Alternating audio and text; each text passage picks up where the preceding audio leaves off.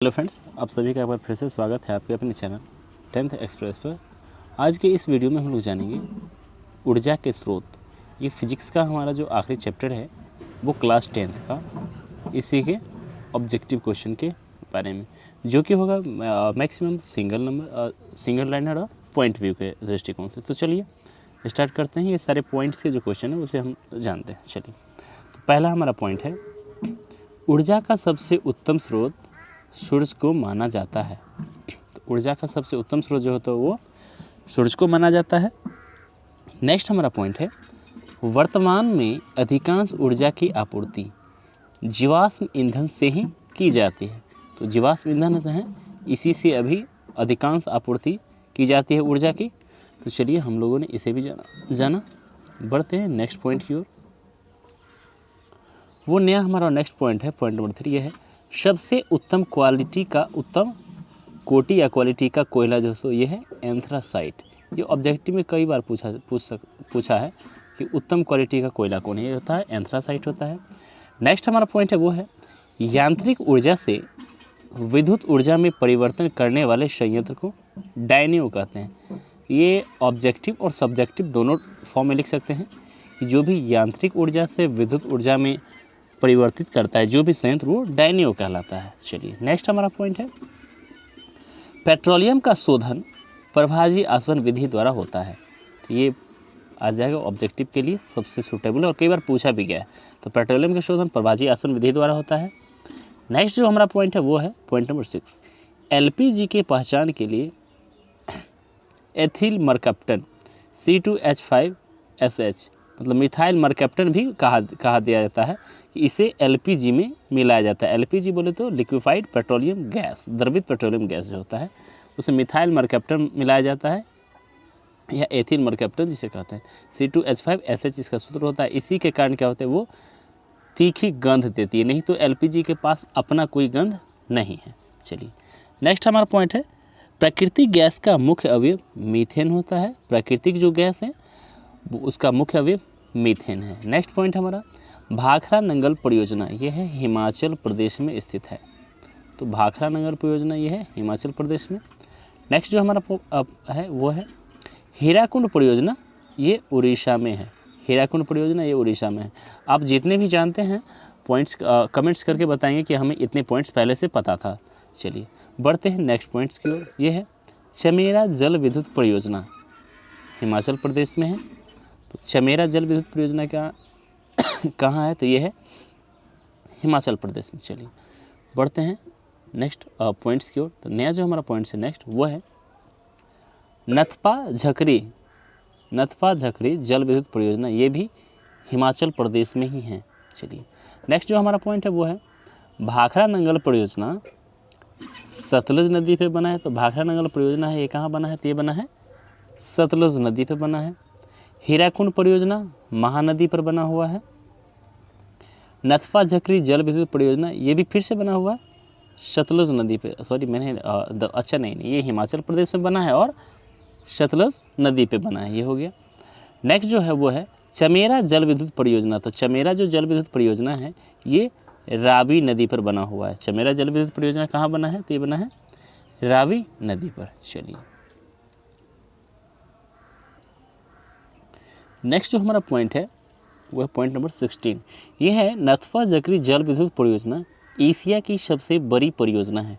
तो एशिया की सबसे बड़ी जल विद्युत परियोजना वो है नथपा झकरी जल विद्युत परियोजना। चलिए नेक्स्ट हमारा पॉइंट है, बायोगैस को जैव गैस या गोबर गैस भी कहा जाता है, इसे ही बायोगैस या जैव गैस भी कहते हैं। चलिए बायोगैस का मुख्य अवयव मीथेन होता है, जैसे कि प्राकृतिक गैस का भी मुख्य अवयव मीथेन होता है, उसी के बारे में यहाँ बात की गई है। नेक्स्ट है हमारा पॉइंट 19, बायोगैस में लगभग 75% मीथेन पाया जाता है। तो बायोगैस जितने होते हैं उसमें 75% तक मीथेन पाया जाता है। चलिए नेक्स्ट जो हमारा पॉइंट है पॉइंट नंबर 20, ये है पवन चक्की चलाने के लिए कम से कम 15 किलोमीटर प्रति घंटे की चाल से हवा चलनी चाहिए। यदि हवा की न्यूनतम चाल 15 किलोमीटर पर आवर की है तो हम पवन चक्की को चला करके इलेक्ट्रिसिटी का उत्पादन कर सकते हैं, नहीं तो नहीं कर सकते हैं। चलिए नेक्स्ट जो हमारा पॉइंट है वो ये है पवन ऊर्जा से विद्युत उत्पादन में डेनमार्क का विश्व में प्रथम स्थान है। अर्थात ये भी कहा जा सकता है डेनमार्क दुनिया में पहला स्थान रखता है किसके उत्पादन में, तब पवन ऊर्जा के उत्पादन में। नेक्स्ट जो हमारा पॉइंट है ये है पवन ऊर्जा से विद्युत उत्पादन में भारत का विश्व में 5वां स्थान है। तो हमारा भारत भी कोई कम नहीं है, विश्व में 5वां स्थान रखता है पवन ऊर्जा से विद्युत ऊर्जा उत्पादन करने में। चलिए नेक्स्ट है, ये डेनमार्क से संबंधित है। तो डेनमार्क को पवनों का देश कहा जाता है, याद रखेंगे डेनमार्क को पवनों का देश कहा जाता है। चलिए नेक्स्ट जो हमारा पॉइंट है पॉइंट नंबर 24, ये है सौर भट्ठी को सौर शक्ति टावर भी कहा जाता है। तो जो सौर भट्ठी होती है ना उसे सौर शक्ति टावर भी कहते हैं, तो हम लोग ये भी याद रखेंगे। चलिए बढ़ते हैं अगले पॉइंट्स की ओर। तो अगला जो हमारा पॉइंट्स है वो है सोलर पैनल सिलिकॉन का बना होता है, ये याद रखेंगे। सोलर पैनल बनाने में सिलिकॉन की अहम भूमिका होती है। नेक्स्ट जो हमारा पॉइंट है वो है समुद्र में 24 घंटे में कम से कम कितनी बार ज्वार भाटा आती है। तो 24 घंटे में कम से कम तो 2 बार ज्वार भाटा आ ही जाती है, तो ये हम लोग याद रखेंगे। नाभिकीय अभिक्रियाओं की खोज सबसे पहले रदरफोर्ड नामक वैज्ञानिक ने की थी। तो नाभिकीय जो रिएक्शंस होते हैं उसका खोज सबसे पहले कौन किए थे, तो ये किए थे रदरफोर्ड नामक वैज्ञानिक। नेक्स्ट जो हमारा पॉइंट है पॉइंट नंबर 28, नाभिकीय अभिक्रिया में 2 प्रोटॉन भाग लेते हैं। तो नाभिकीय अभिक्रिया होगी ना तो कम से कम 2 प्रोटॉन भाग लेंगे तभी नाभिकीय अभिक्रिया हो पाती है। नेक्स्ट जो हमारा पॉइंट है पॉइंट नंबर 29, ये है नाभिकीय अभिक्रिया रासायनिक अभिक्रिया से पूर्णतः भिन्न होती है, अर्थात अलग होती है। यहाँ पे बताया गया है न्यूक्लियर रिएक्शन जो होता है केमिकल रिएक्शन से पूर्णतः अलग होता है, अर्थात इक्वल नहीं होता। अब बढ़ते हैं अगले पॉइंट्स की ओर। अगला जो हमारा पॉइंट है वो ये है नाभिकीय संलयन में अधिक मात्रा में ऊर्जा मुक्त होती है। तो नाभिकीय संलयन जो अभिक्रिया होती है ना उसमें ऊर्जा की अधिक मात्रा हमें मिल पाती है।